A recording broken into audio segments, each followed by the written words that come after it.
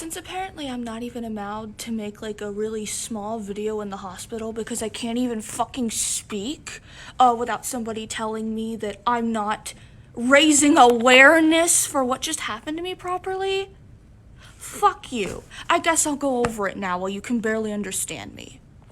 Long story fucking short, it's my birthday right now, so thank you. Happy birthday to me. I work third shift at a gas station, okay? I also work in a not so great part of town. I've had people come in and cause me problems before. I'm normally able to diffuse those situations, but guess what? When somebody decides that they want to hurt you and they've got to stick up their ass, that's exactly what they do. I have literal recording of this happening. This man came in. He came in 3 times that night. The first time, my assistant manager was there and he didn't say a word to me. The second time, he came back in when I was by myself at like 3 o'clock in the morning and he starts asking me all this personal information. I didn't want to tell him anything other than what I'm supposed to because I don't want anything like this to happen.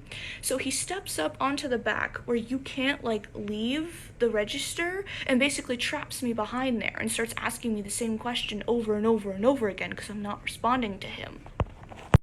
I eventually tell him that he needs to leave or I'm just gonna call the police because I'm not gonna do that. I'm not one to call the police, especially when we have a lot of black people who come into the store.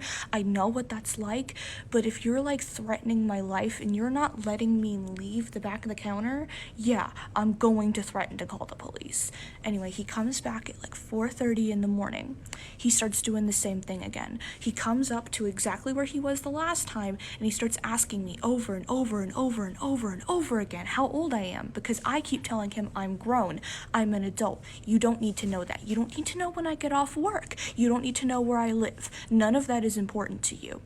And so finally he like starts walking towards me and I grab the phone and I go to call the police and I said, okay, if you're going to walk at me, I'm going to call the police. And he starts, getting like, oh, don't do that, don't do that. And I'm like, you are not where you're supposed to be. I have told you several times you need to get down, you need to leave, and you're making me feel unsafe. And he still didn't. After I called the cops, he grabbed that phone from my hand, hit hung up, but luckily it had already called them, and he proceeded to beat me to the fucking ground and try to rape me in the back of the store. Is that enough fucking detail for you? Do you want the screaming? You need to leave! You need to fucking leave!